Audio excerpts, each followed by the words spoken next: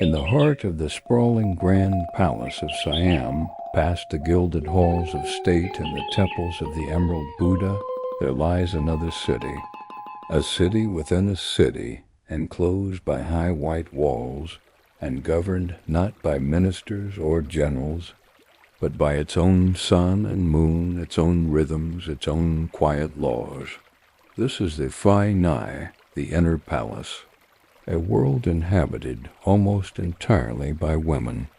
Here, generations of queens, royal consorts, princesses, and their countless attendants live out their lives in a complex, structured and often beautiful tapestry of duty and tradition. Tonight, we will not speak of the great kings or the political intrigues that unfold beyond these walls.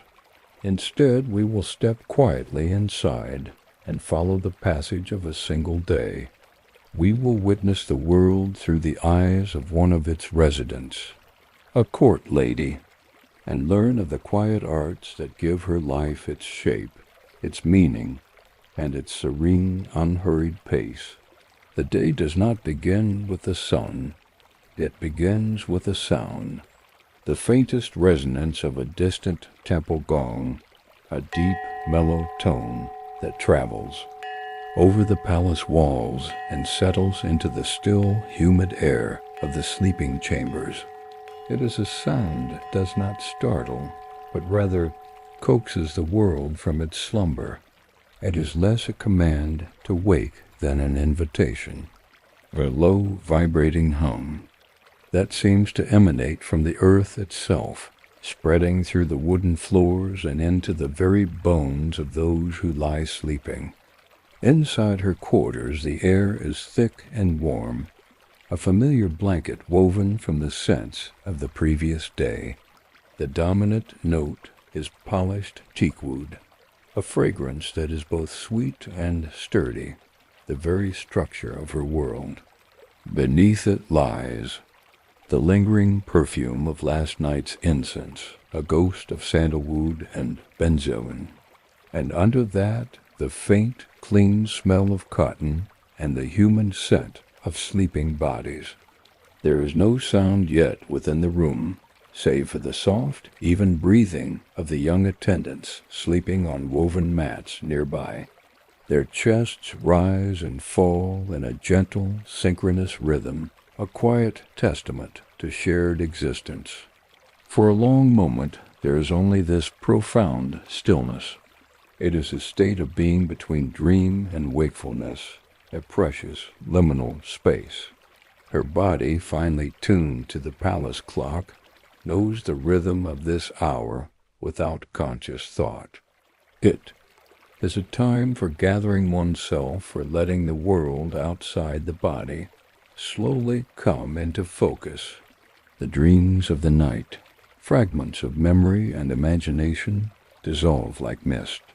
She does not fight their departure, but allows them to fade, leaving her mind as a placid lake, awaiting the first ripples of the day.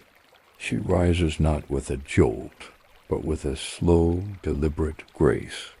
The movement is fluid, practiced over thousands of mornings, a piece of silent choreography.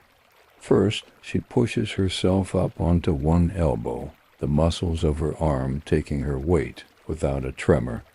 The thin cotton of her sleeping clothes, worn soft by countless washings, makes no sound as she moves. She sits for a moment, her feet still tucked beneath her, allowing her body to fully arrive in the present. The floor mat beneath her is cool and slightly rough against her skin, a familiar and grounding texture. Her bare feet make the softest whisper of a sound on the smooth, dark wood of the floor as she moves towards the ceramic water pot in the corner of the room. This is the Aung, an unglazed earthenware vessel that keeps the water within naturally cool through evaporation. Its surface is porous and cool to the touch. The water it holds was collected from the last rain, meticulously filtered through layers of cloth and sand, a small act of purification. Floating on the surface, releasing its delicate fragrance into the water, is a single perfect jasmine flower. This is not for decoration, but for scent and spirit. It is believed that the flower imparts a kind of purity to the water. She dips a small, polished coconut shell into the pot, the sound a gentle plink that barely disturbs the silence. The water she brings to her face is a shock, but a gentle one. It is cool and clean, and it carries the ghost of jasmine. It is the day's first true sensation, a ritual cleansing that washes away not just the residue of sleep, but the lingering veil of the dream world. She pats her face dry with a small square of soft cotton. The ritual is complete. She is awake.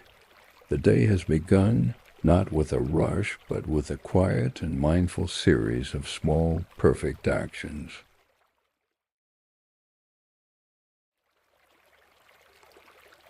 The preparations for the day are a ritual in themselves, an art form as subtle and demanding as any other she will practice.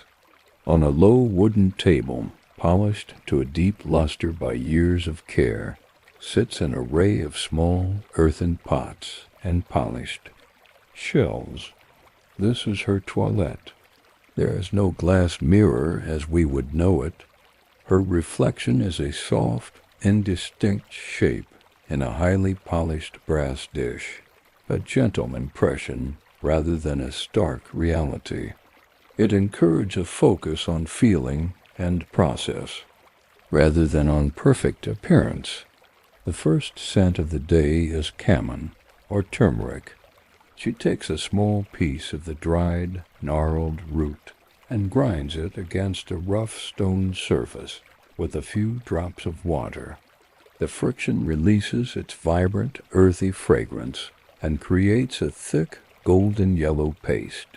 The color is that of a marigold, of the robes of a forest monk, a color of sanctity and earth. She applies this paste to her face and body, not as a cosmetic for color, but for its celebrated properties. It is believed to soften the skin, to act as a mild antiseptic, and to give the complexion a healthy, subtle glow over time. The feeling is cool and slightly tightening as it dries. The scent is grounding, a reminder of the soil and the roots of plants. While the camin works its quiet magic, she prepares the next layer of fragrance. This is the pang rum, a fine, loose rice powder that has been painstakingly scented over many weeks, even months. This is not a product one can simply buy. It is created, a testament to time and patience. The process begins with the finest rice, ground and sifted again and again, until it is a powder as fine and light as air. This powder is then layered in a sealed earthenware jar with fresh, fragrant flower petals. Perhaps it is jasmine picked at night when its scent is most potent, or the heady, sweet perfume of ylang ylang, or the creamy fragrance of champaka. The jar is sealed and left for a day, allowing the powder to absorb the essential oils of the wilting flowers.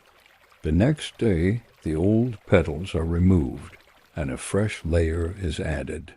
This process is repeated daily for weeks, a slow alchemy that infuses the plain rice powder with a complex, deep, and lasting perfume. After washing the turmeric paste away, she takes a large, soft puff made from downy kapok fibers and dusts her skin with the finished pang rum. It does not color the skin, but mattifies it slightly and leaves behind a subtle, personal fragrance that will last the entire day. It is a scent of pure patience, a perfume that cannot be hurried. Now she dresses. This, too, is an art of folding and tucking. The primary garment is the fanang, a single long piece of patterned cotton, or, for a more formal day, heavy, lustrous. Silk. Today it is a deep indigo cotton, patterned with a delicate geometric design in white. Holding one end at her waist, she wraps the long rectangle of fabric around her lower body. The process is precise. She creates pleats at the front, adjusting the tension until it feels secure but not binding. Then she gathers the remaining length of fabric, twists it into a tight, rope-like roll, and pulls this roll between her legs, tucking it securely into the waistband at the small of her back. The result is a garment that resembles loose trousers, elegant and yet allowing for graceful movement. There are no buttons, no hooks, no closures. The security of the garment relies entirely on the precision of the wrapping. Over this she dons a sheer long-sleeved blouse, the swayapat. It is made of fine, white muslin, starched to a pleasing crispness. The rustle of the starched fabric is one of the defining sounds of the palace, a whisper of discipline and decorum. The final touch is for her hair, which her young attendant has helped her coil into a neat, dark chignon at the nape of her neck. From a small bowl of water, she selects a single, perfect gardenia. Its petals are thick and waxy, and they still hold a few microscopic beads of morning dew. She secures it carefully with a single pin. Her adornment is complete. It is not designed to be loud or ostentatious, but to be a quiet statement of her place, her discipline, and her refinement. She is ready. Her first duty of the morning is not for herself, but for the queen, or the high-ranking princess to whom she is assigned. It is an offering of beauty, a physical prayer made of petals and scent. This is the art of Phuong Malai, the creation of intricate flower garlands. This task is performed in a designated part of her quarters, a space kept immaculately clean, where the light from the window is clear and direct. She sits on a woven mat, her posture erect but relaxed. Before her is a large, shallow basket lined with a fresh, green banana leaf. The leaf itself provides a cool, clean surface for the delicate work, and its faint, sweet scent mingles with that of the flowers. Today's offerings have been delivered from the palace gardens just after dawn. There are hundreds of tiny, unopened jasmine buds, each one a tightly coiled spiral of white, like a small pearl, their fragrance still held captive within. There are the waxy, star-shaped petals of the dock rack or crown flower in shades of pure white and deep violet, and for a touch of color, a small bowl of tiny pink rosebuds. The air around her becomes a soft cloud of floral perfume, a scent so dense it is almost tangible. The work is meditative. It requires complete focus and a steady hand. She begins by sorting the flowers, her fingers moving with an economy of motion. She selects only the most perfect jasmine buds, uniform in size and shape. Any that are bruised or slightly open are set aside. She examines each dock rack petal for imperfections. This sorting is not a chore. It is the first step of the creative process, a way of attuning her mind to the materials. Her primary tool is a long, slender steel needle, almost a foot in length, with a tiny hook at one end to hold the cotton thread. She threads the needle, her movements deft and sure. Then the rhythm begins. She picks up a single jasmine bud. With a precise, gentle motion, she pierces its base, sliding it down the length of the long needle. The only sound is the faintest whisper as the soft petal gives way to the metal. She follows it with another and another and another, packing, then tightly together until the needle is full. This forms a single, solid rope of jasmine. Then, using the hook at the end, she pulls the thread through the entire column of flowers, leaving a fragrant, flexible garland in her hands. But this is only the simplest form. Today, the design is more complex. It will be a net-like pattern, a clycrot. She creates several long strands of jasmine, then lays them out. Using smaller pieces of the garland, she begins to stitch the long strands together at regular intervals, creating a diamond-shaped pattern. At each intersection, she adds a single violet dock rack petal as an accent. There is a deep rhythm to the work. Pierce, slide, turn. Pierce, slide, stitch. Her mind empties of all other thoughts. There is only the flower in her hand, the point. Of the needle, the emerging pattern. This is a form of active meditation. It is a discipline that trains the eye, steadies the hand, and quiets the soul. The patterns themselves are ancient and symbolic, passed down from teacher to student through observation and practice. A net to catch good fortune, a zigzag to represent the serpent deities, the Naga, a circle to represent eternity. After more than an hour of silent, focused work, the garland is complete. It is a masterpiece of temporary beauty, a complex structure made from the most fragile of materials. Its scent is a tribute to the person who will receive it, a testament to the time and devotion invested in its creation. She lays it gently on a lacquered tray, misting it with a fine spray of water to keep it fresh. In its creation, the chaos of the mind has been ordered, and the day has been given its first graceful shape. The offering is ready. Later in the morning, after the flowers have been presented and her immediate duties to the senior royals are fulfilled, she might move to the weaving house.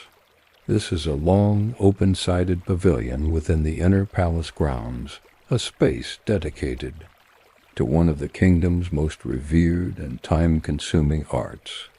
Here, the air is different. It is not filled with the soft perfume of flowers, but with the dry, clean scent of cotton and silk, and the faint, oily smell of well-tended wood. The dominant sound is the gentle, rhythmic clatter of wooden looms, a sound like a steady, gentle rain. It is not one single rhythm, but a collection of them, some fast, some slow, as several women work at their own pace, creating a complex, layered soundscape of quiet industry.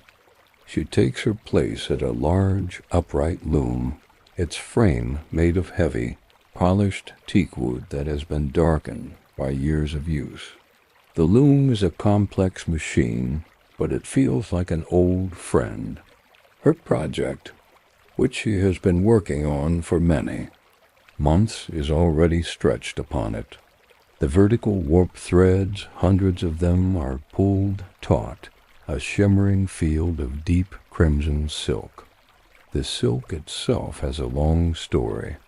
It began its life in the leaves of a mulberry tree, was spun from the cocoon of a silkworm, and then dyed in a bubbling vat of lac, a natural resin from an insect, to achieve this deep, rich color. The work she is doing today is the weaving of fayak, a supplementary weft brocade. It is a fabric into which threads of pure gold or silver are painstakingly woven to create elaborate, shimmering motifs. This is a cloth reserved for the highest echelons of the court, a fabric that is literally worth more than its weight in gold. The work is slow. It is profoundly, monumentally slow. It is a conversation between mind, body, and machine. Before she can pass the shuttle, she must create the pattern. Using a series of wooden foot pedals or treadles, she depresses a sequence that lifts a specific set of warp threads, creating an opening called the shed. The sequence is complex, a kind of code that she has memorized, which corresponds to a single horizontal line of the overall design. Once the shed is open, she passes the shuttle through. The shuttle is a smooth, boat-shaped piece of wood, holding a bobbin of the main crimson weft thread. It glides across the lower layer of warp threads with a soft she sound. This creates the base fabric, but the true artistry comes next. Before closing the shed, she takes a small separate needle, threaded with a single, hair-thin filament of pure gold. By hand, she carefully inserts this precious thread, weaving it over and under the raised warp threads, only in the specific areas where the pattern requires it. Today, she is working on the body of a kinaree, a mythical half-human, half-bird creature. This single gold thread will become a feather on its wing. Once the supplementary weft is placed, she pulls the beater, a heavy, comb-like frame, towards her. It presses the new line of weft threads firmly and evenly against the finished part of the cloth with a satisfying solid thump. The sound is final, locking the new row into place. Then the process begins again. She releases the petals and selects a new combination. A new shed is formed. The shuttle passes. The gold thread is inserted. The beater falls. Lift, pass, insert, beat. Lift, pass, insert, beat. The pattern emerges at an almost imperceptible rate. A single inch of this complex fabric might take an entire day to complete. It is a discipline that requires immense physical and mental stamina. To sit here for hours is to be suspended in time. The mind focuses only on the threads, the colors, the count. It is a practice that builds not only a beautiful object, but also a profound inner stillness, a deep well of patience. She is not merely making cloth. She is weaving light and color, time and devotion into a tangible form, continuing an unbroken chain of artistry passed down through generations of quiet, patient hands. The path to the royal kitchens leads through a series of open-air corridors where the scent of the air begins to change. The floral perfumes of the residential quarters give way to something more earthy and savory. Here the air is laced with the fragrance of lemongrass being bruised, the sharp aroma of galangal, and the deep, rich scent of coconut milk simmering gently over a charcoal fire. The palace kitchens, or hung cruia, are not one single room, but a complex of specialized areas. There's the hot kitchen, a larger, bustling pavilion where rice is steamed in great earthenware pots. Curries are stewed and meats are grilled. The air here is thick with fragrant steam and the rhythmic, percussive sounds of pestles grinding spices in heavy stone mortar. But our court lady's destination is not here. Her skills are required in a different space, the cold kitchen. This is a smaller, quieter room, set apart from the heat and steam. It is a space dedicated to salads, desserts, and the most refined of all Siamese culinary arts, fruit and vegetable carving, known as pai se lak. The room is bright, with large open windows that allow for clear, natural light and a gentle breeze. The atmosphere is not of cooking, but of artistry. It feels more like a sculptor's studio than a kitchen. On long wooden tables, the raw materials are laid out not in piles, but in careful arrangements, like a painter's palette. There are firm green papayas, deep orange carrots, waxy dark green cucumbers, and the star of today's work, a large, perfectly spherical watermelon, its skin a beautiful marbled pattern of light and dark green. Her first task is to select her canvas. She examines the watermelons, turning them over in her hands, feeling their weight and the smoothness of their rind. She is looking for one with a uniform shape and unblemished skin. She finds it, a fine specimen, heavy with water and promise. She places it on a clean cloth on the table. Her tools are simple, but exquisitely sharp. A collection of small knives, each with a blade of a different shape, some pointed, some curved, some with a bird's beak tip. These are not butchers' knives. They are extensions of her fingers. She takes the smallest, sharpest knife, its blade no longer than her thumb. The work begins not with a bold cut, but with a shallow, almost invisible etching on the surface of the green rind. She is not drawing, but visualizing, tracing the outline of the grand flower that currently exists only in her mind. This is the foundation, the ghost of the final form. Then, with a focus as intense as that which she applied to her weaving, she makes the first true cut. The knife enters the rind with a faint, crisp sound. She is not cutting deep, only through the dark, green outer layer to reveal the stark white pith beneath. She carves the outermost layer of petals first, her blade moving in long, graceful curves. With each cut, a sliver of green rind peels away, revealing the white below. The contrast creates the outline. The process is slow, deliberate, and deeply repetitive. She turns the watermelon, carving another petal, then another, ensuring each one is a perfect mirror of the last, creating a symmetrical starburst on the fruit's surface. This requires immense control. A slip of the knife, a moment of lapsed concentration, and the entire piece could be ruined. There is no way to erase a mistake. Once the first layer of petals is complete, she begins the next.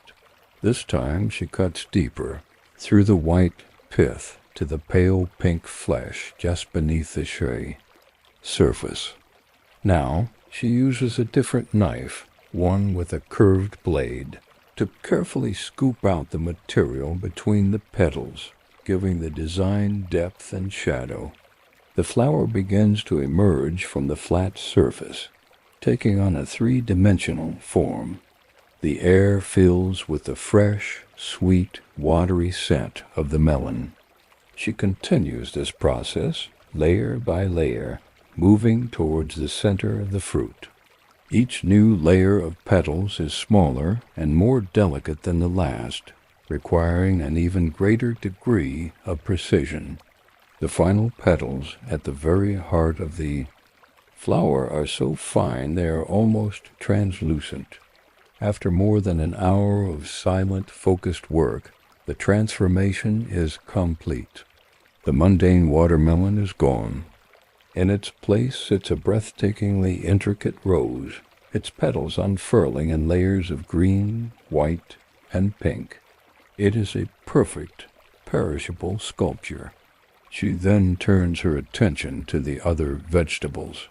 A cucumber is transformed into a series of serrated, overlapping leaves. A humble carrot is carved into a cluster of tiny, five-petaled flowers. A taro root with its plain, earthy exterior is peeled and carved into the graceful, curving form of a swan, its neck arched elegantly. Each finished piece is dipped briefly in ice water to keep it crisp and vibrant. Finally, she arranges them on a large, ornate serving tray, creating a beautiful, edible landscape. The watermelon rose is the centerpiece, surrounded by the carrot, flowers, and cucumber leaves. It is a feast for the eyes before it is ever a feast for the stomach, a testament to the belief that beauty is an essential ingredient in all things, even a simple meal. The midday meal, or harn klang wan, is an affair of quiet formality. It takes place not in a grand dining hall, but in an airy, open-sided pavilion that looks out onto a manicured garden. The floor is made of dark, polished wood, cool to the touch. The only furniture consists of low, intricately carved tables and woven reed mats for seating. The air, freed from the scents of the kitchen, is now filled with the subtle perfume of the garden's lotus blossoms and the clean smell of the polished wood. The ladies take their places on the mats, sitting in the proper formal style, with their legs folded neatly to one side. There is no casual chatter. The atmosphere is one of serene expectation. The hierarchy of the inner palace, a complex and unspoken web of rank and favor, is never more apparent than at mealtime. The seating arrangement is precise, reflecting one's station relative to the presiding queen or princes. Our court lady sits among others of her rank, neither at the head nor at the foot, her position a reflection of her established place in this intricate society. Soon, a procession of young female attendants enters. They move in single file, their bare feet making no sound on the floorboards. Each carries a single large tray made of black lacquer and inlaid with mother-of-pearl. Upon these trays the food is arranged in a collection of exquisite porcelain bowls. The ceramics are celadon, a pale jade-green glaze that complements the vibrant colors of the food. The attendants move with a synchronized balletic grace, placing the dishes on the low tables with practiced ease. The food itself is a continuation of the artistry from the kitchen. The rice, steamed to perfection, is mounted in a perfect cone in its bowl. A gentle yellow curry, its surface gleaming with fragrant coconut oil, is adorned with a scattering tentative of fresh, bright red chilies and deep green kaffir lime leaves. There is a plate of fresh vegetables served with a savory dipping sauce. And, of course, the carved fruits from the morning's work are presented on a central platter, an edible centerpiece that draws quiet murmurs of admiration. The sight is as important as the taste. It is understood that one feasts with the eyes first. The meal does not begin until the highest-ranking royal has taken her first bite. This is a moment of profound silence.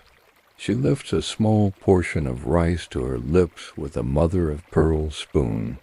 Only after she has done so are the other ladies permitted to eat.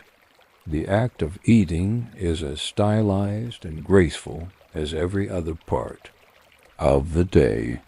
Using a spoon in the right hand and a fork in the left, a small amount of rice is taken, and then a small portion from one of the shared dishes is placed upon it.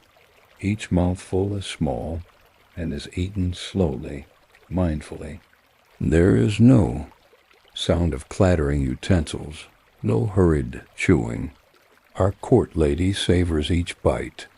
She notes the perfect balance of the curry, the sweetness of the coconut milk, the sour tang of tamarind, the saltiness of the fish sauce, and the slow-building heat of the chili. It is a complex harmony of flavors, a testament to the skill of the cooks. She appreciates the crunch of a fresh green bean, the tenderness of the chicken in the curry, the fluffy texture of the rice. This is not merely refueling the body. It is an act of appreciation for the labor, skill, and artistry that has gone into every component of the meal. The silence is not awkward. It is respectful. It allows for a full appreciation of the food and the calm beauty of the surroundings. The only sounds are the gentle clink of a spoon against a porcelain bowl, the distant chirping of birds in the garden, and the soft rustle of a silk sleeve. Conversation, if it happens at all, is in low, hushed tones, brief and polite. The meal is not a long affair. It is efficient, yet unhurried. When a person is finished, they place their utensils neatly together on their plate. They do not leave, but wait patiently until the senior royal has finished. Once her meal is concluded, the attendants reappear, as silently as they arrived. To clear the dishes away, the midday repast is over. It was a ritual of order, beauty, and discipline, a microcosm of the very structure of palace life itself, nourishing both body and spirit in its quiet, measured grace. The afternoon sun is at its hottest, and a deep quiet settles over the palace grounds. The heat encouraged stillness, a turning inward. While some ladies might retire to their chambers for a brief rest, others, like our court lady, use this time for quieter, more intellectual pursuits. This is the time for letters and for verse. She makes her way to a small, secluded pavilion that serves as a library, a repository of knowledge and poetry. The air inside is cooler, shaded by the wide, overhanging roof and the slatted blinds that hang in the windows, which chop the bright sunlight into soft, hazy stripes on the floor. The room smells of old paper, dry ink, and the camphor used to protect the precious manuscripts stored in ornate, lacquered cabinets along the walls. This afternoon she will not be reading. She will be writing. It is an art form as disciplined and revered as any other she practices. She retrieves her personal writing box, a beautiful case made of polished rosewood. Inside, nestled in silk, lining, are her tools. There is a set of brushes with bamboo handles and tips made from fine animal hair. There is a heavy, dark stone slab her inkstone. There is a solid rectangular stick of dried ink made from soot and binder with a dragon delicately carved into its surface. And there is a small porcelain water dropper shaped like a lotus pod. She sets her materials out on a low table. The first step is the preparation of the ink, a ritual that helps to focus the mind. She uses the water dropper to place a few drops of clean water into the shallow well of the inkstone. Then, taking the inkstick, she begins to grind it against the stone in a slow, circular motion. The friction releases the fine black particles into the water. The sound is a soft, rhythmic she, a gritty, soothing whisper. The smell of the ink, a sharp, earthy, almost sweet fragrance, begins to rise. She continues to grind, her movements unhurried, until the ink reaches the desired consistency, a rich, velvety, liquid darkness, as black as a moonless night. The paper she will use is called koi paper, a traditional handmade paper with a creamy color and a rough, tactile texture that catches the ink beautifully. she lays a single sheet before her. For a moment she simply sits, her hands resting in her lap, her eyes closed. She is not thinking of what to write, but rather allowing a thought or a feeling to surface. The art of poetry in the court or clown is not about grand, dramatic statements, but about capturing a fleeting moment, a subtle emotion, a precise observation. Today her mind settles on the memory of the gardenia she pinned in her hair this morning. The thought of its cool, waxy petals and its brief, perfect life inspires a short verse. She takes up her brush, holding it not like a pen, but vertically, her fingers gripping the bamboo handle in a specific, practiced way that allows for maximum control and fluidity. She dips the tip into the freshly made ink, drawing up just the right amount. She holds the brush poised above the paper, a moment of suspended action. Then she begins. The Thai script is not written, but painted. Each character is a collection of graceful curves, loops, and lines, each with a proper starting and ending point. Her arm moves from the shoulder, not the wrist, allowing for smooth, unbroken strokes. The brush touches the paper with the lightest of pressures. A curve flows into a straight line. A loop is formed. A final flourish completes the character. The only sound is the faintest whisper of the bristles moving across the textured surface of the paper. She does not rush. There is a space of breath between each character and a space of thought between each word. She is giving physical form to an intangible idea. The dark, wet ink soaks lightly into the fibers of the paper, a permanent mark. In a few minutes the short poem is complete. It speaks of the brief beauty of a flower, its white purity against the darkness of her hair, and its scent that perfumes the air for a single day before fading. It is a simple, melancholic observation, a reflection on beauty and impermanence, a common theme in the art of the palace. She reads it over not for errors, but to feel the rhythm and flow of the words she has just captured. The work is done.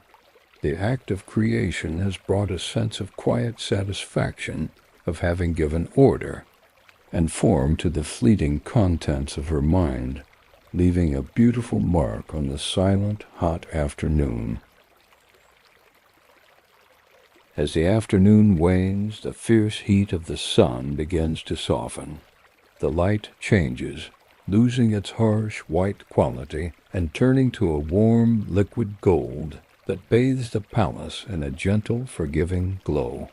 The shadows of the ornate spires and tiered roofs stretch long across the courtyards. This is the hour of twilight, a time of transition. The sounds of the palace change as well. The rhythmic work of the looms and kitchens has ceased. In its place the evening chorus begins, the high-pitched, insistent chirping of cicadas from the ancient trees, a sound that is synonymous with the coming of night in this part of the world. For our court lady, the day's creative tasks are over. Her final duties are of a different nature. They are duties of presence, of service, of quiet attendance. She makes her way to the personal chambers of the queen she serves. The rooms are already being prepared for the night. Attendants move silently, lighting ornate oil lamps that cast a warm, flickering light, making the polished wood floors and silk wall hangings gleam.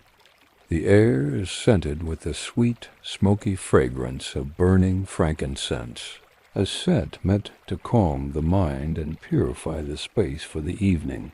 Her role is simple. She takes her place on a mat near the couch where the queen is reclining, reading a manuscript. In her hand she holds a large, beautiful fan. It is made of painted silk stretched over a delicate bamboo frame with an handle of carved ivory. Her task is to create a gentle breeze, a constant, soothing current of air to keep the queen comfortable in the humid evening air.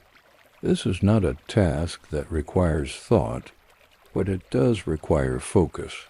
The motion must be steady, rhythmic, and effortless. A flick of the wrist, a gentle wave, a smooth recovery. Back and forth, back and forth. The fan moves in a slow, hypnotic arc, its painted surface of birds and flowers blurring into a soft wash of color. It is a silent, deferential act. Her presence is meant to be felt, but not seen or heard. She is part of the room's serene atmosphere, like the lamplight or the incense. She sits for what might be an hour or more, her mind empty, her body performing its gentle, repetitive duty. She listens to the cicadas, watches the geckos that make their soft, clicking sounds on the walls, and feels the rhythm of the palace, settling down for the night. Eventually, the queen retires. Our court lady bows low and withdraws, her duties for the day finally complete. She walks back to her own quarters through the now dark corridors, lit only by moonlight and the occasional lantern. The Fainai is a different world at night. It is a place of deep shadows and hushed secrets, of shared, quiet existence. She enters her room, which an attendant has prepared for her. A single oil lamp burns on a low table, casting a small, warm pool of light. Her sleeping mat has been unrolled. The day, with its cycles of duty and creation, is complete.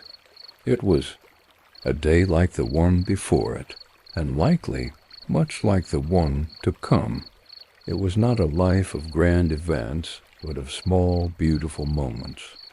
A life measured in the cool touch of morning water, the scent of a fresh gardenia, the threading of a needle, the patient weaving of a golden thread, the delicate carving of a flower, the mindful savoring of a meal, and the graceful painting of a single line of verse.